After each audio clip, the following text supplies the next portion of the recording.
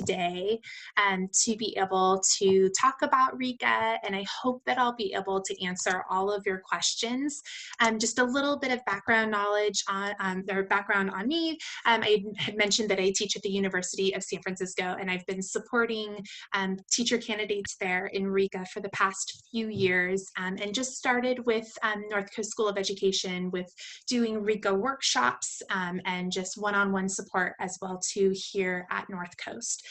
So my hope is that as we go through the presentation this evening, just unmute yourself, ask questions, let me know what your concerns are so that I can build that into the presentation, because if you have that question, it's very possible that others do as well too. So tonight we will talk about what are just some local and state resources, support strategies of passing RICA, and then levels of mentor support, what mentors can do to help support the candidates as well too when they go to pass, or when they go to take RICA and pass RICA as well too. So let's first look at some available RICA resources. Before we even begin, I do want to say that if you have not registered for the RICA exam, my suggestion is to look for a test date. And I think I talk about this later on in the presentation, but I do want to start now just by saying I think that the soonest test date that's available within like the Bay Area is around March of 2021.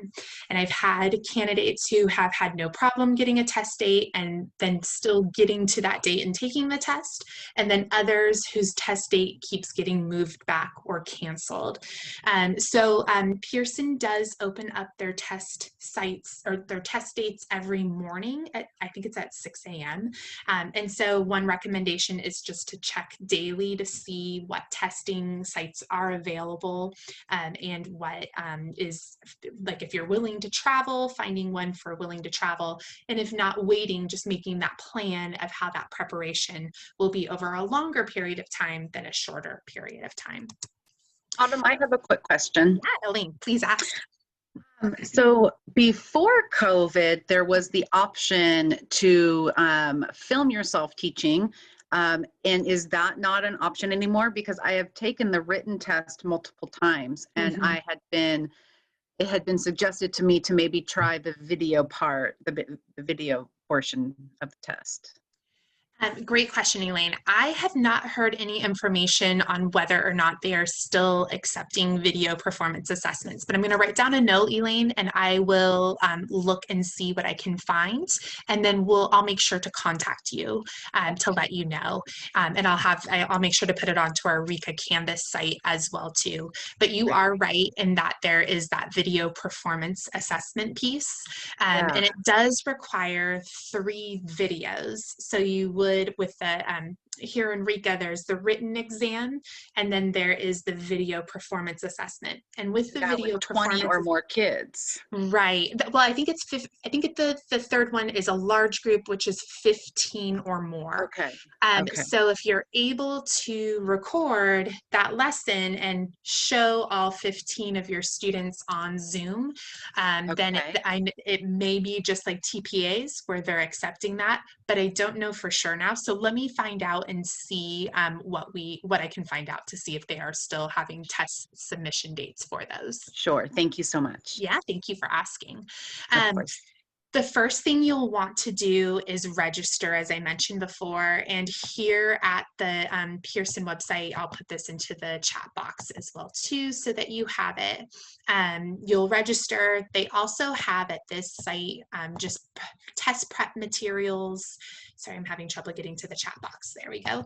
And then it just tells you a little bit of information about what the format of the test is. So going to this homepage is a great first place, like first stop of just registering. And then again, yes, seeing what's on the test itself too. Moving on to, as I was mentioning before, do register early. Make sure that you may be prepared to travel if you are okay traveling to a different place. I'm noticing that some of my candidates have had success going outside of the Bay Area of finding a sooner test date. That being said, if you're going to be using your ILP question, your inquiry question for RICA or for TPAs, you might find that having this whole and through December to be able to go through that APTRA cycle with it can be something that is really helpful in that preparation piece there. But just do expect to see that you may need to either register early or be prepared to travel with it. I see there's something in the chat box, so I'm going to see if it will pop up. This site here, and that's a good question, Nadine. And I will check into that as well too. With the RICA written exam, you'll find that they provide a few different prep materials. And if you have prepared for RICA before and have not accessed this page, this is a great page for a few reasons. The content specification guide is all of the content that can be found on RICA itself. So it shows all 5 of the domains, all 15 of the competencies. It explains each one and provides examples. And as we go through later on studying for and preparing, you'll find that this piece is really key here. The second piece is their practice test. The great thing about the practice test is that the questions that they have been released before, they're just no longer in use. So this is the only resource that is out there that the actual multiple choice questions look similar to what you'll see on RICA. There are numerous resources, which we'll see over the next slides, but none of their questions will fully look like RICA's. RICA has released 60, even though you'll have 70 on the test. And my recommendation is to do all 60, maybe even do them a couple of times, spaced out over a few weeks, just to help you with both time management and checking for content understanding. The annotated bibliography, part of your ILP, if you do focus on RICA, the annotated bibliography has a lot of great resources as like a way to read an article and then discuss it with your mentor. So maybe in your self-assessment, you find that you really would like to focus on reading comprehension.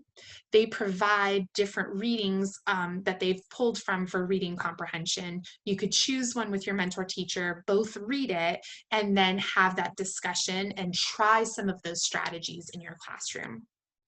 If you have not taken RICA yet, just knowing what you'll see on the computer when you get to the Pearson test site and how to change screens or where to find the word count box for your writings, just knowing what to expect can help you with those few minutes of becoming familiar with it. You only have 4 hours on RICA, it goes really fast. So the more you can focus all those 4 hours on just the test content, the more time you'll have for that. And then they provide just giving you test results explanation. They'll tell you what all of the numbers mean, and we'll see that later on here in the presentation too.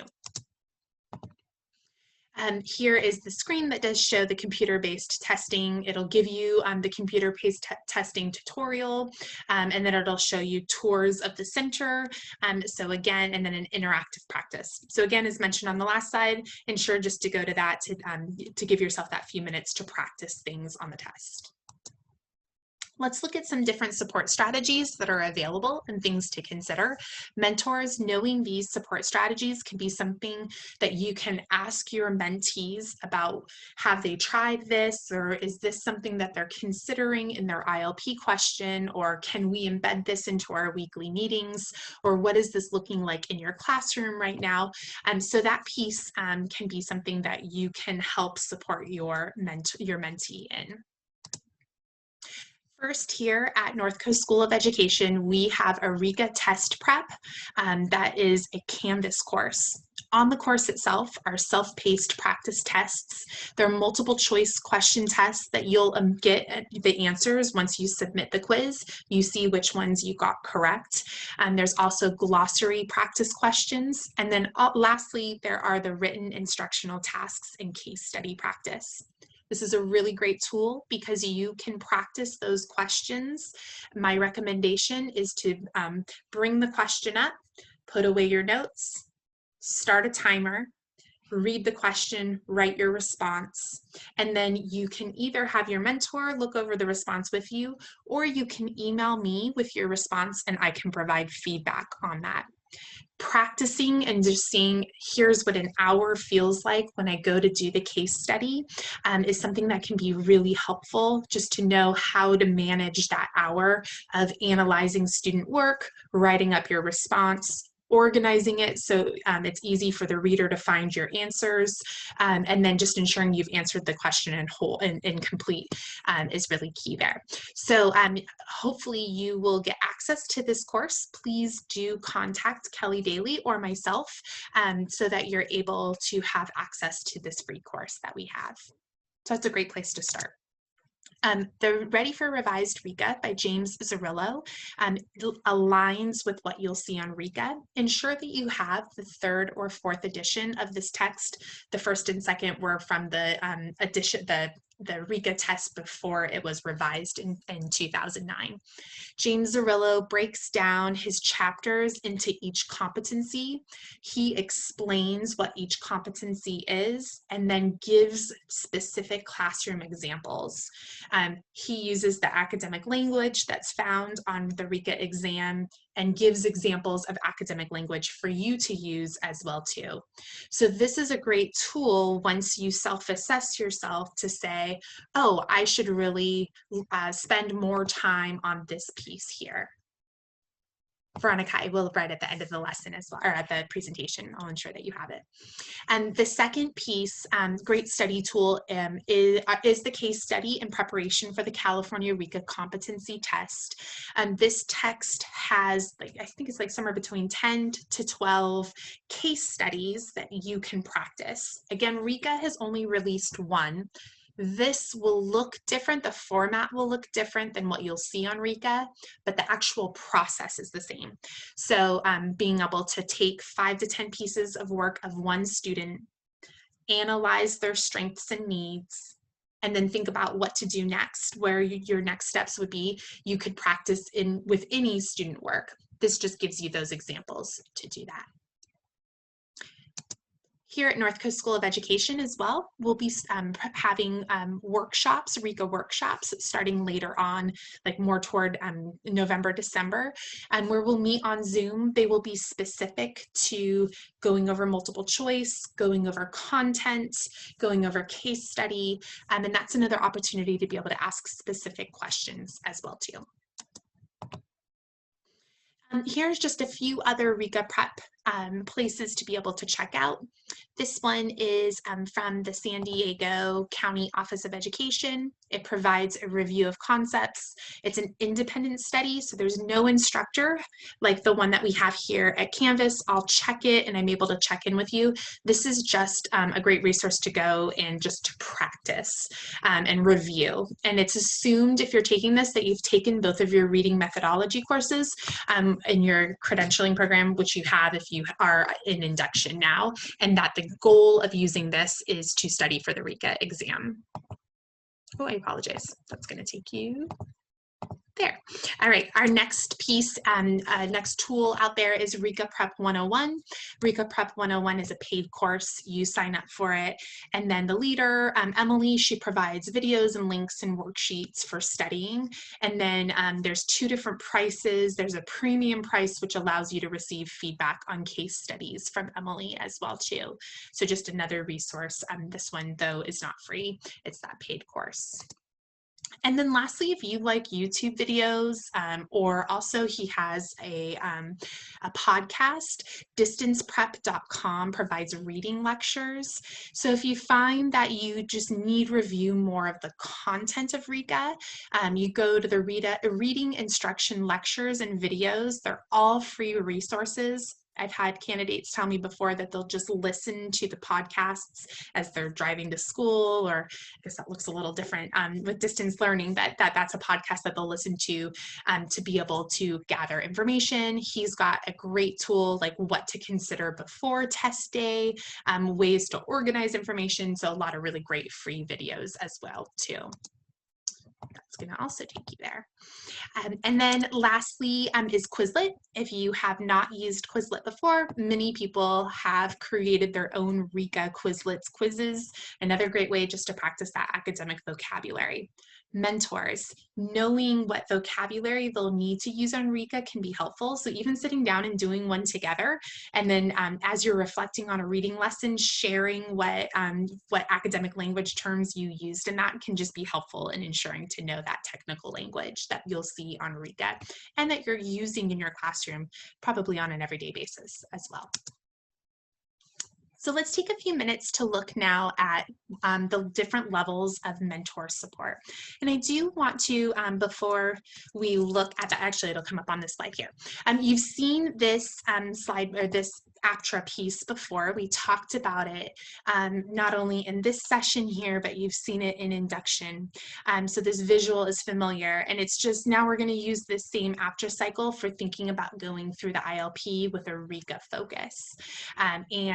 So each one of the steps that are in here, even if you're not going to be using this for your ILP question, can be a way for you to think about how to support yourself as putting a plan into place for studying and preparing for RICA. I think one of the big key things to consider with RICA is that it is something that you do have to put time into, that it's not one of those just show up and take it. You really do need to take that time to review the test there.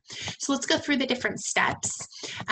So the content specification guide, as I had mentioned earlier, is what would be considered your assessment piece.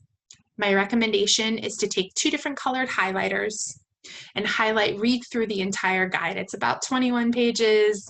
Might want to do it over a couple of days. It's something, just like domain by domain is a great way to do it as well too. Take 5 days and do 1 domain each day. And with that, highlight areas you feel confident in. Maybe you teach kindergarten and you're spending all day teaching phonological and phonemic awareness. So when you get to that piece on RICA, you're like, I know all this terminology, I know how to teach it, I'm really familiar on how to assess it, and I know how to differentiate for it. So you would highlight that with 1 color. But let's say you're also a kindergarten teacher and you get to the piece on syllabic and structural analysis with multisyllabic words. So you might say to yourself, I don't spend any time in my classroom teaching that. I'm going to use my other color highlighter to be able to see, I need to spend more time focusing on this when I go to study. If you've taken RICA before, reviewing previous test scores is another great assessment piece. You can share that with your mentor. You can set up a Zoom appointment with me. We can look at that as well too. And just being able to see, which I'll show you on this next slide here, this is an example of a test result where the minimum passing score is a 220. It'll give you your score only if you do not pass. So it'll show you, just give you that range of where you were, how close you were. And then over here, they'll give you how you performed. And you can get a total of 4 pluses in each one of the domains and in the case study. You do not have to get 4 pluses to pass RICA. I think that's something that's key to know. But looking at this test result here, we can see that the candidate did well in fluency and planning and managing reading instruction with assessments, but needs more support in word analysis, vocabulary, and comprehension. And that with a case study with a 2, you can pass with getting a 2 on the case study depending on how well the rest of the test goes. But they'll give you 3 responses that they have that are marked. They'll let you know which ones of those you need to improve on. So it might be that you didn't describe the strategies or activities well enough. Or it could be that you didn't describe how those strategies promote reading proficiency. Or it might be that they don't align together, that what you chose doesn't match what the student's reading need is there. So taking that time just to say, okay, I'm seeing that my need is in word analysis, let's make a plan from that, can be really key in terms of studying. Then make a plan. So after self-assessing yourself with the content specification guide and then reviewing previous test scores, and make a plan of how you're going to study. My suggestion is to make a calendar and to put your test date as do the backwards design where you say, okay, I'm taking my test date October 31st and my focus is on domain 2. I'm going to watch this video. I'm going to practice this written response, and working your way backwards so that you have a little something that's manageable each day to review. Review research concepts with your mentor and utilize all those available resources. My suggestion is to start with our free prep course and start with the free resources that are out there and your mentor's support, and then seeing if there is anything else that you would like to build into that. And then the James Zerillo text is a great one as well too. Reflect by taking the practice exams. At the minimum, doing the one that RICA released is a great starting point. It'll give you a lot of information. Practice those written tasks. Ensure to time yourself. And then from that reflection piece, you might find yourself going back to the teach do. And so although our outro goes like this, you might find some going back from the teach do to reflect to teach do to reflect until you take the RICA exam. And that's that application piece. Take the exam, but also think about this not just as a time to pass a test, but also how do you embed this into your classroom every day. We looked at the scoring reports. Here are some different resources and you have the link to these slides here, but here's some different resources for lessons that you can watch. So again, if you say my focus is on structural analysis, you might go to Reading Rockets. You can type in structural analysis and they will give you research articles to read, classroom examples to watch. So it's a really these four resources are great resources for you to go back and refer to as a way to be able to spend that hour together to be able to focus on here is what I'm doing to prep for RICA. So again, using that time together, and as a mentor, you're saying notice this, or using those reflective question pieces within there. And so a couple places of where to start. So do sign up for RICA. Plan on taking it in the spring of 2021. That's probably when your next time will be that's available. But also if you are going to use this from this fall inquiry cycle for RICA, it gives you that whole cycle to work through. My recommendation is to start with a content specification guide now. Really over the next couple of weeks, self-assess yourself so that you can make that plan. After you've self-assessed yourself, share with your mentor-mentee, have that meeting to discuss what that plan will be. And review over the content, use resources available, take the practice tests. We'll be offering workshops throughout the North Coast School of Education.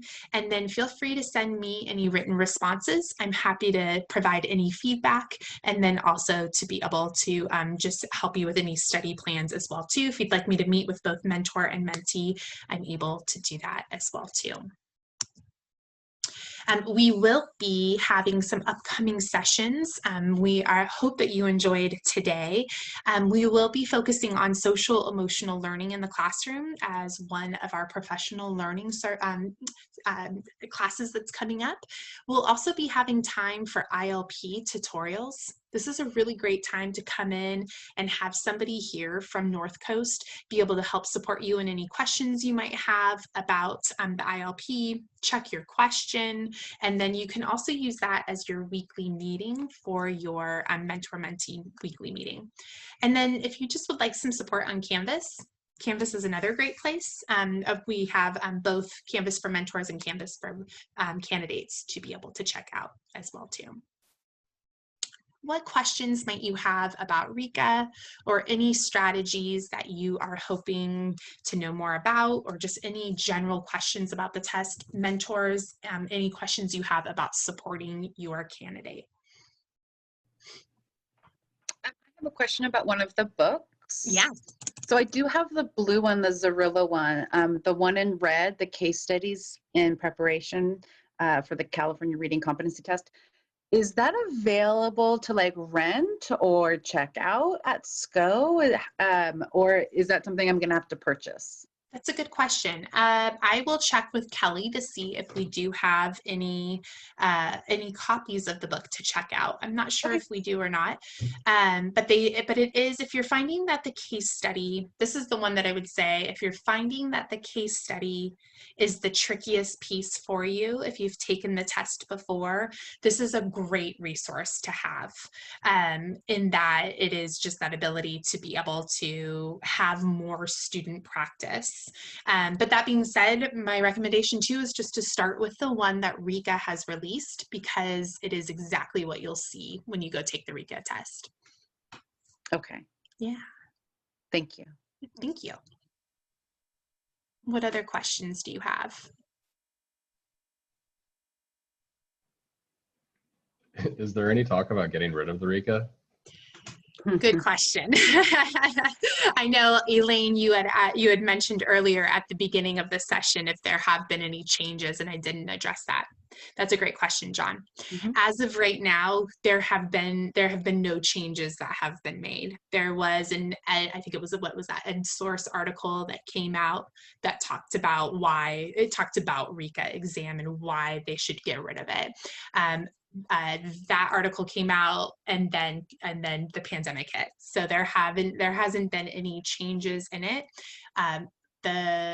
The recommendation is you should be planning on as if you have to take it, because it's still a part of your credential and part of needing to meet those credentialing requirements. Yeah, I've taken it a lot. So Have you? just hoping it was. John, I have taken it a lot too. And like what Autumn said, to, compare your test scores. And for me, it's all over the place. So it's just so frustrating, and just, a blow to my self-esteem not being able to pass this test. And it's just, yeah, I was hoping that they would get rid of it as well. Here. All right, so we talked about where to start, and then the upcoming surveys. In a minute, I'm going to have you do this survey here. Some takeaways for today is to connect the RICA and TPA to your inquiry practice, apply the inquiry cycle, and then here we've talked about just what are some local and state resources, support strategies, and then different levels of mentor support. And thank you so much for coming today. So I'm going to